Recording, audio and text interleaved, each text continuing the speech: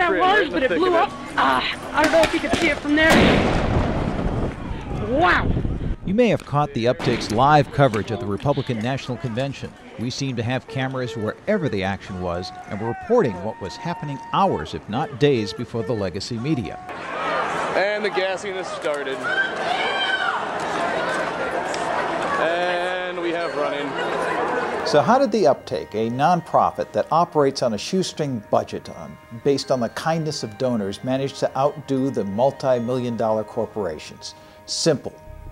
Train, organize, and crowdsource.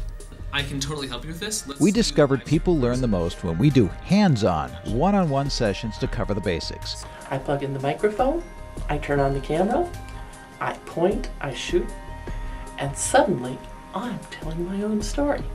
Okay, now you've got a bunch of people who know how to run a camera and are ready to go out and cover news. So what do you do next? Well, you got to organize.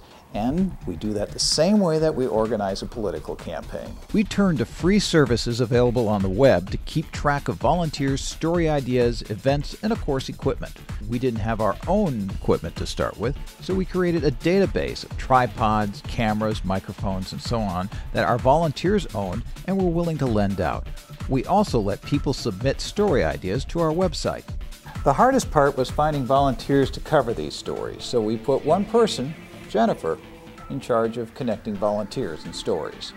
You want to find out what they're interested in first. If they're not passionate about what they're doing, then they're either not going to volunteer for it or they're not going to do it well. So if you find out what people's interests are, then they're more willing to cover the story and cover it well. Keep being hopeful. Organizing volunteers was integral to our marathon coverage of Minnesota's U.S. Senate recount and election contest trial. The ballots are missing. The UpTake was the only media to cover every minute of this, and thousands around the world watched daily for several months. It was extremely important to have experienced journalists and videographers working with our volunteer citizen journalists. They would engage in things like note-taking, in running our stream, in shooting either video or still photography for coverage, for research or fact-checking. So really every operation of a normal newsroom was replicated in some way by either work I did or work citizen journalists assisting me did.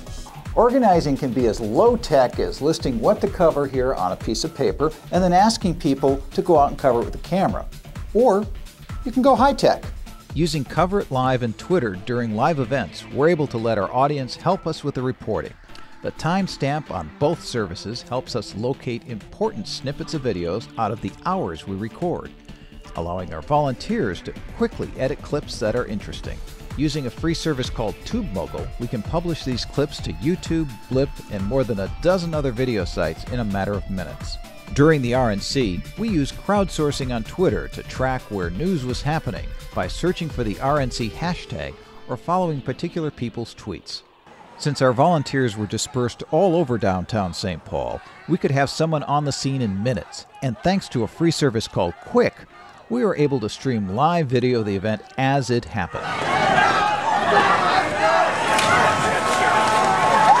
To live stream, we actually used phones, two phones. We used the iPhone and we used the Nokia N95.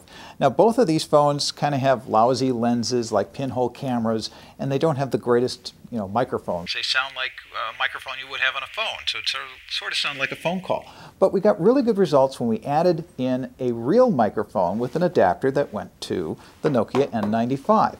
And with that, we were able to stream stuff really, really well. The other advantage here is that both of these phones streamed to a server, which was very important because the video wasn't on here. And when the video wasn't on here, the police couldn't confiscate it. That's an important consideration because police arrested dozens of journalists, including one of our own. Once the video was streamed from the phone, it was on the server where the police couldn't reach it.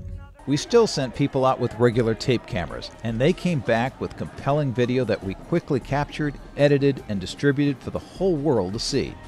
The UpTake, a shoestring volunteer operation, was able to do all this not only because the technology was easy and affordable, but because we were able to organize. Yes, organize. That's the secret ingredient. And it's something that we can teach others to do.